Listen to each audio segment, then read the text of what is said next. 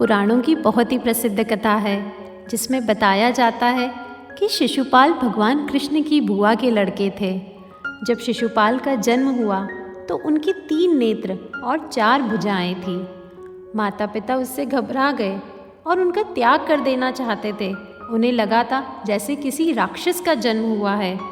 लेकिन तभी आकाशवाणी हुई कि बालक बहुत वीर होगा।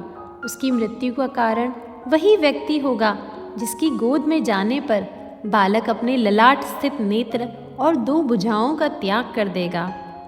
इस आकाशवाणी और उसके जन्म के विषय में जानकर अनेक वीर राजा उसे देखने आए।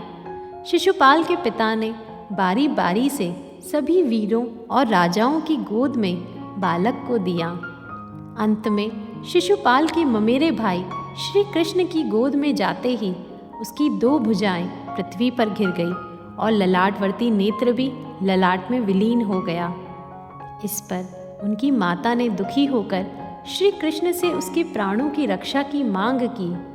श्री कृष्ण ने कहा, बुआ, मैं इसके 100 अपराधों को क्षमा करने का वचन देता हूँ। और कालांतर में शिशुपाल के अनेक बार श्री कृष्ण को अपमानित किया, उन्हें गाली दी, लेकिन श्री कृष्ण ने हर बार उसे क्षमा किया।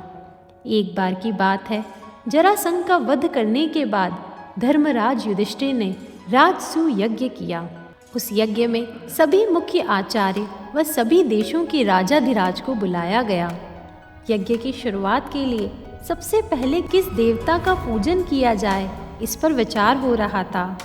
तब सहदेव जी ने उठकर बोला, श्री कृष्ण ही सभी देवों के देव हैं, उन्हीं का सबसे पहले पूजन किया जाना चाहिए। पांडु पुत्र सहदेव के वचन सुनकर सभी ने उनके कथन की प्रशंसा की। पर तभी शिशुपाल अपने आसन से उठ खड़ा हुआ और बोला, हे सभासदों, मुझे ऐसा प्रतीत हो रहा है कि कालवश सभी की मति मारी गई है और भगवान कृष्ण के प्रति कई अपशब्द कहे, जैसे न इसका कोई कुल है, न जाति, न ही इसका कोई वर्ण है। यह जरासंध के डर से मथुरा त्याग कर समुद्र में जा छिपा था। भला यह किस प्रकार से अग्र पूजा पाने का अधिकारी है।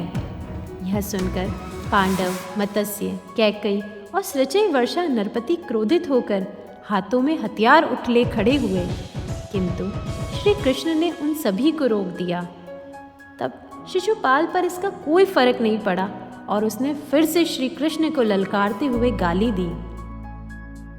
तब श्री कृष्ण ने गरजते हुए कहा, बस शिशुपाल, मैंने तुम्हारे 100 शब्दों को क्षमा करने की प्रतिज्ञा की थी, इसलिए अब तक तेरे प्राण बचे हैं। अब तेरी 100 गलतियां पूरी हो चुकी है। अभी भी तुम खुद को बचाना चाहते हो तो शांत होकर यहाँ से चले जाओ। लेकिन शिशुपाल पर श्री कृष्ण की चेतावनी का कोई असर नहीं हुआ और उसने फिर से गाली दी। इस बार शिशुपाल के मुख से अपशब्द निकलते ही भगवान का सुदर्शन चक्र चल दिया और पलक झपकते ही शिशुपाल का सिर कटकर गिर गया। परंतु तब शिशुपाल के शरीर से एक ज्योति निकलकर भगवान के भीतर समा गई। यह देखकर सभी व्यक्ति, यहाँ तक धर्मराज युधिष्ठिर भी हतप्रभ थे कि जब शिशुपाल आपका इतना बड़ा बैरी था तो वह आप में ही कैसे समा गया। भगवान ने मुस्कुराते हुए उत्तर दिया, मैं तो निराकार निर्गुणी हूँ।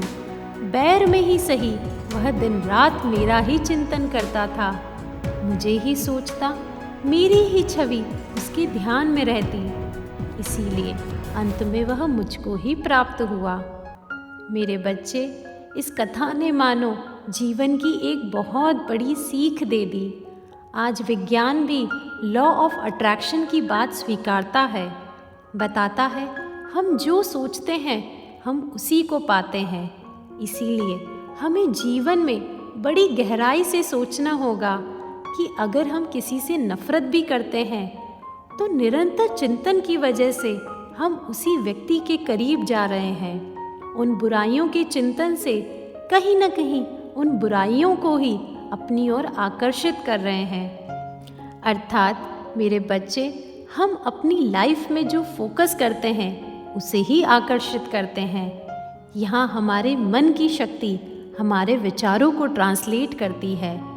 अगर हम हमेशा नेगेटिव या निराशा पर फोकस रहेंगे तो हमारे चारों ओर भी नेगेटिव और निराशा ही रहेगी।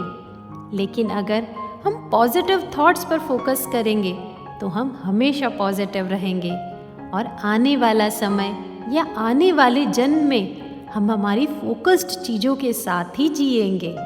इसीलिए निरंतर अपने विचारों और भावों पर हमें बारीकी से ध्यान रखना चाहिए और सदैव प्रत्येक व्यक्ति व परिस्थिति में अच्छाई ही खोजनी